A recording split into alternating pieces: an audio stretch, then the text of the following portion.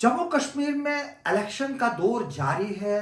2 phases हो चुके हैं, अब तीसरे फेज की तैयारी है। तीसरा फेज जो है वो 1 अक्टूबर को होना है और फिर 8 अक्टूबर को यहाँ पर काउंटिंग होनी है।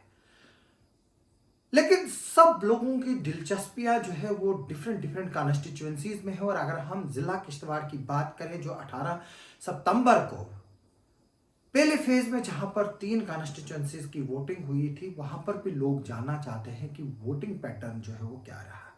हालांकि कुछ लोग एग्जिट पोल शेयर कर रहे हैं, प्री पोल शेयर कर रहे हैं, कितने मुस्लिम वोट पड़े वो शेयर कर रहे हैं, कितने हिंदू वोट पड़े वो शेयर कर रहे हैं, किस कैंडिडेट को कितने वोट मिलेंगे वो शेयर कर रहे हैं। लेकिन हम उसमें जाएंगे नहीं, वो सब एक स्पेकुलेशन होती है और असली नताइज जो है वो 8 अक्टूबर को आपको आना शुरू होंगे और तकरीबन 8 अक्टूबर को 2 से 3 बजे तक जो है वो पिक्चर क्लियर होगी। लेकिन एक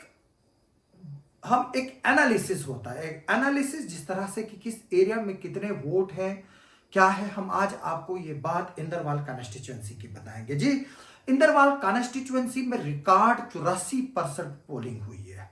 जी हाँ, रिकॉर्ड 84% पोलिंग, जो अभी तक 50 सीटों पर इलेक्शन हुए हैं 2 फेजेस में। 25 और 18 सितंबर को जो किश्तवाड़ में पहला फेज हुआ, उसमें रिकॉर्ड तोड़ जो है वो पोलिंग हुई है। और मैं बता दूं कि इंदरवाल में 84% वोटिंग हुई है। अगर हम इसको देखें, इंदरवाल में टोटल वोट जो है वो ईवीएम से जो है वो पड़े हैं 52,673। 52,673 वोट जो है वो इंदरवाल में ईवीएम से कास्ट हुए हैं। और अगर हम इंदरवाल के वोट्स को देखें, इंदरवाल में टोटल वोट्स जो पोल हुए हैं वो है 53,850। 53,850 वोट जो है वो इंदरवाल कॉन्स्टिट्यूएंसी में पोल हुए हैं, जो 84% बनते हैं। 83.99% वोट ये बनते हैं। और इसमें 27,038 जो है वो मेल वोटर्स ने एक्सरसाइज किया अपना वोट, और 25,637 जो है वो फीमेल वोटर्स ने जो है वो वोट कास्ट किया है। और जो ईवीएम के जरिए वोट्स पड़े हैं वो 82.16% है। यानी कि अगर हम इसमें बैलेट वोट्स, जो बैलेट वोट्स जिसमें एम्प्लॉइज हैं, ओल्ड एज हैं, सर्विस वोट्स हैं, वो वोट जो है वो 1177 पड़े हैं। अगर हम 1177 जो है वो 52,673 में ऐड करते हैं, ये एग्जैक्टली जो है ये बनता है 53,850 वोट्स। यानी कि 84% वोटिंग जो है वो इंदरवाल में हुई है। और इंदरवाल में 9 कैंडिडेट्स हैं। जो कैंडिडेट्स, जैसे कि मैं बता दूं कि बीएसपी के कैंडिडेट सलमान नासिर है, तारिक हुसैन कीन जो दूसरे नंबर पर है, बीजेपी के कैंडिडेट मोहम्मद जफरुल्लाह जो इंडियन अलायंस के कैंडिडेट है, शेख नासिर हुसैन पीडीपी के कैंडिडेट है, आशिक हुसैन जो है वो अपनी पार्टी के जो है वो कैंडिडेट हैं। इसके अलावा इम्तियाज बशीर जो आज़ाद उम्मीदवार इलेक्शन लड़ रहे थे, प्यारेलाल शर्मा जो आज़ाद उम्मीदवार इलेक्शन लड़ रहे थे, सलमान रब्बानी जो आज़ाद उम्मीदवार के तौर पर इलेक्शन लड़ रहे थे, और गुलाम मोहम्मद सुरूरी जो आज़ाद इलेक्शन जो है वो लड़ रहे थे। मैं बता दूं, इंदरवाल 48 कॉन्स्टिट्यूएंसी की अगर हम बात करें तो मुकाबला जो है वो 4 दिग्गजों के बीच में है। 4 जो पार्टीज हैं, जिसमें 2 इंडिपेंडेंट हैं और 2 पॉलिटिकल पार्टीज के सिंबल्स पर जो लड़ रहे हैं, उनके बीच में जो है वो मुकाबला है। इसमें गुलाम मोहम्मद सुरूरी जो 3 मरतबा एमएलए रह चुके हैं और 4 इलेक्शन अभी तक लड़ चुके हैं, ये उनका 5वां इलेक्शन था। और उसके अलावा शेख जफरुल्लाह जो डीडीसी मड़वा है और एक इंडियन अलायंस के कैंडिडेट हैं, और मड़वा से जो है उन्होंने अपनी दावेदारी ठोकी है और उनको यकीन है कि वो ये इलेक्शन जो है वो जीत जाएंगे। इसी तरह से प्यारेलाल शर्मा वो एक इंडिपेंडेंट कैंडिडेट हैं, जो पहले नेशनल कॉन्फ्रेंस के एक सीनियर लीडर थे, लेकिन जब पार्टी ने अलायंस के कैंडिडेट को टिकट दी तो उन्होंने जो है वो इंडिपेंडेंट इलेक्शन लड़ने का जो है वो फैसला किया। जबकि तारिक हुसैन कीन जो है वो बीजेपी के जो है वो कैंडिडेट है। लेकिन अगर हम एनालिसिस करें वोटों की जो मड़वा है, अब मैं आपको तहसील वाइज जो है वो बताऊंगा। मड़वा में जो है वो टोटल वोट्स पड़े हैं 4,639। मड़वा में अगर हम देखें, वर्णवन की बात कर रहा हूं मैं, वर्णवन में टोटल वोट जो है वो 5812 वोट्स है। 5812 वोट्स में वर्णवन में जो है वो टोटल 4639 वोट पड़े हैं, जो 79.82% जो है वो बनते हैं। मड़वा में जो है वो टोटल वोट्स हैं, हम बात करें 11,255 वोट्स जो है वो मड़वा के हैं, और मड़वा में जो है वो 9,003 वोट जो है वो पड़े हैं। अगर हम मड़वा के टोटल वोट्स की बात करें, ये वोट जो है वो तकरीबन 13,642 वोट आते हैं।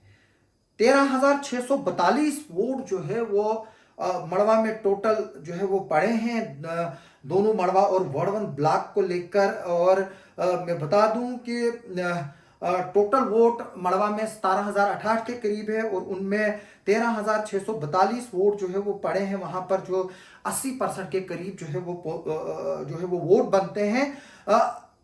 अगर हम मड़वा की बात करें तो जाहिर से तौर से बात है कि वहां का जो लोकल है शेख जफरुल्लाह, वो इसमें मैक्सिमम वोट जो है वो लेगा, और ये बात जो है वो जग जाहिर है। अब कितने वोट जो है वो शेख जफरुल्लाह लेता है मड़वा से, वो मैटर करता है।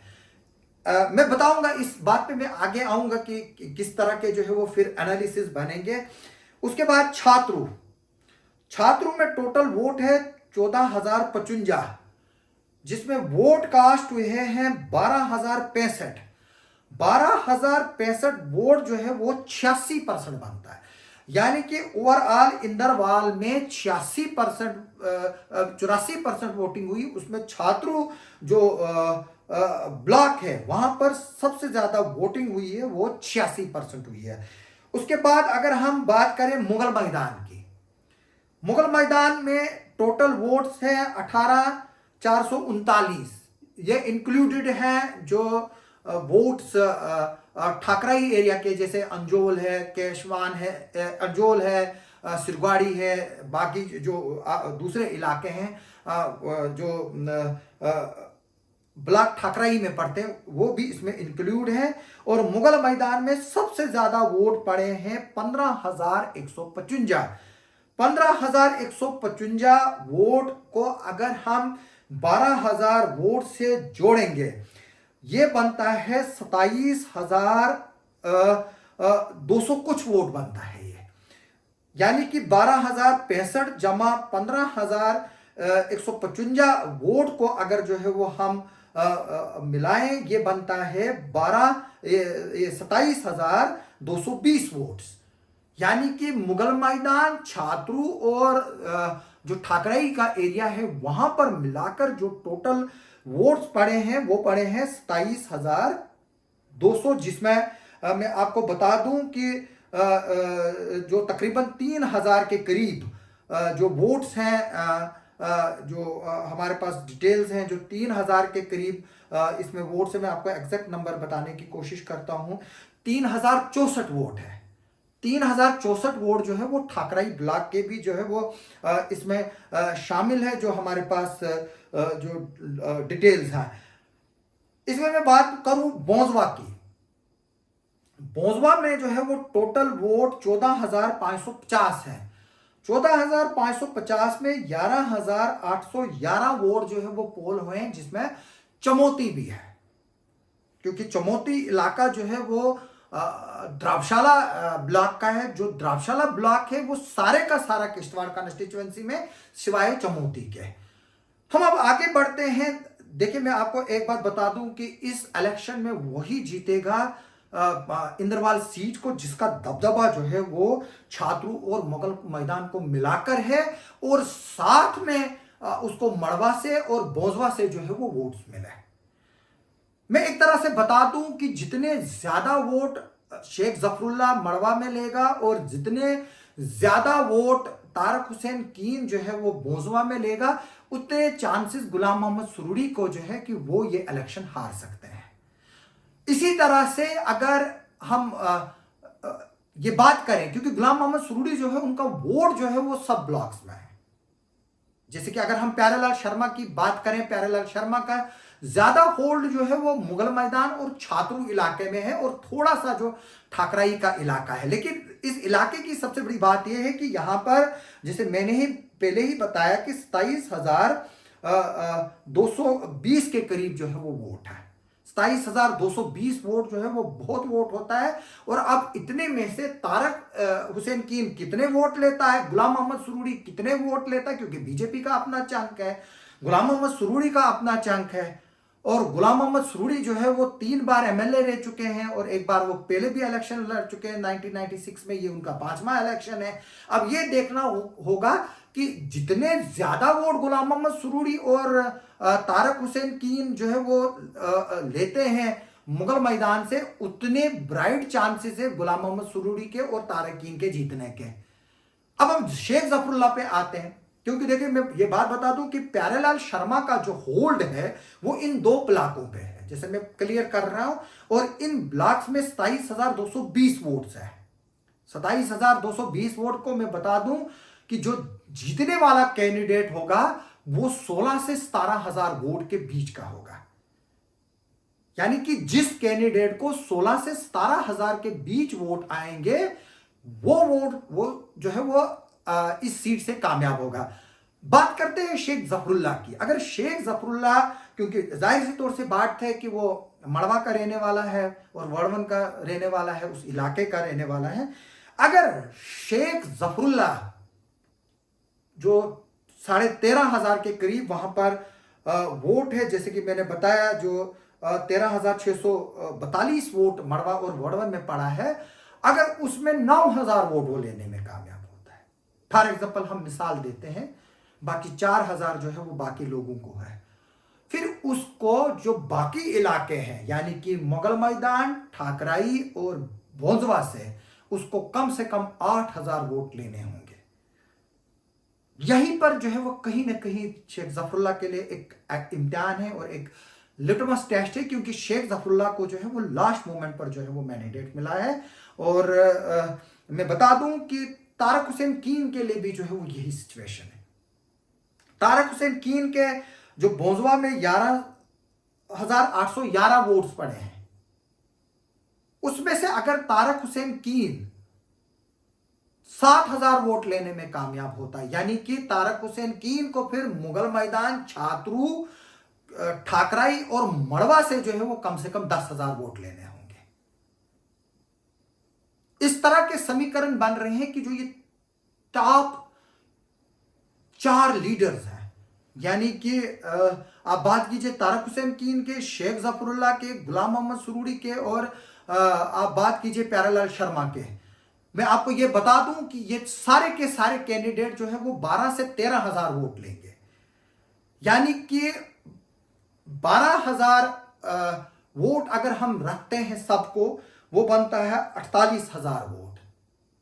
फिर बाद में जो वोट बचता है वो है तकरीबन 15,000 के करीब जो वोट बचता है।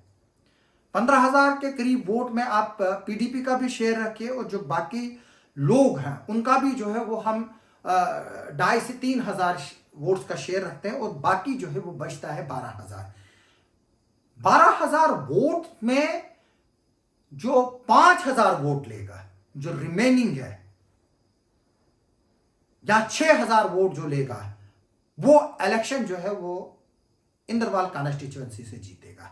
और मैं आपको बता दूं, जो हमारे पास डिटेल्स आ रही हैं, क्योंकि एग्जिट पोल हम करना नहीं चाहते हैं, ना ही हमारे पास कोई इतनी मशीनरी है, उसके लिए करोड़ों रुपया खर्च होते हैं जो एग्जिट पोल कराते हैं, फिर टीवियों पे चलते हैं और लास्ट पे वो भी झूठे निकलते हैं।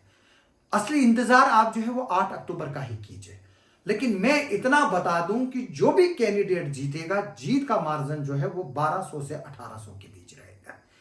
यानी कि इंदरवाल से जो एमएलए बनेगा वो अपने दूसरा जो कैंडिडेट है उससे जो है वो 1200 से 1800 वोटों से प्लस माइनस जो है वो जीतेगा। लेकिन वो जीतेगा कौन, वो अभी किसी को पता नहीं है। हालांकि दावे सब लोग कर रहे हैं, शर्मा साहब भी कर रहे हैं, सुरूरी साहब भी कर रहे हैं, तारक हुसैन कीन साहब भी कर रहे हैं और शेख जफरुल्लाह भी कर रहे हैं। ये सब लोग दावे कर रहे हैं कि हम जीते हुए हैं। लेकिन अल्टीमेटली लोगों ने किसके हक में वोट दिया है वो ईवीएम को खोलने के बाद ही पता चलेगा। और जो बैलेट वोट्स पड़े हैं 1100 कुछ, जब उनको उसमें ऐड किया जाएगा, क्योंकि एम्प्लॉयज का भी जो है वो एक वोट शेयर होता है और ये एक उनका भी जो है वो एक इम्पॉर्टेंट एस्पेक्ट होता है और रोल होता है इसमें कि उसको कोई जीते कौन हारे, क्योंकि 1100 प्लस काफ़ी वोट होता है जिसमें मैक्सिमम एम्प्लॉयज़ के वोट भी जो है वो काउंट होंगे और जिसको एम्प्लॉयज़ ने वोट दिए होंगे वो भी जो है वो उसके भी जो है वो जीत के आसार बनते हैं। अब 53,000 प्लस वोट जो है वो इंदरवाल कॉन्स्टिट्यूएंसी में जो है वो पोल हुए हैं। जैसे कि मैंने आपको बताया, मैं फिर से लोगों से रिक्वेस्ट करूंगा कि आप जो है वो थोड़ा सा जो है वो संयम बरते। जो 53,850 का वोट का आंकड़ा है हमें 8 तारीख को ही पता चलेगा। लेकिन मैं आपको एक बात बोलूं कि अभी जो है वो लड़े नहीं, इलेक्शन चला गया है, कल हमें फिर एक साथ रहना, आज भी हम एक साथ हैं। जो भी जीतेगा नुमाइंदा हम उम्मीद करेंगे कि वो अब सब लोगों के काम करेगा, क्योंकि जो भी जीतता है वो सबका होता है। गिले शिकवे फिर 5 साल के बाद और होंगे और जो जीतेगा अगर वो नाकाम होगा लोगों के काम करने में तो फिर और जो है वो लोग उनको वहीं पहुंचाएंगे जहां आज तक कहीं गवर्नमेंट्स पहुंची है। तो मैं फिर से लोगों से रिक्वेस्ट करूंगा कि वो पॉलिटिकल दुश्मनियां ना लें। जो भी जीतेगा उसको हक है वो जश्न बनाए, लेकिन प्यार मोहब्बत से रहे। मैं चाहूँगा कि जितने भी कैंडिडेट किश्तवाड़ कॉन्स्टिट्यूएंसी के तीनों कॉन्स्टिट्यूएंसी से जो जीतेंगे वो जो है वो आपस में मिलजुल कर किश्तवाड़ की बेहतरी के लिए काम करेंगे। और मैं आगे चलकर जो है वो हम किश्तवाड़ और पाडर पर भी जो है वो नज़र दौड़ाएंगे। आप सबका सुनने के लिए और देखने के लिए बहुत बहुत शुक्रिया।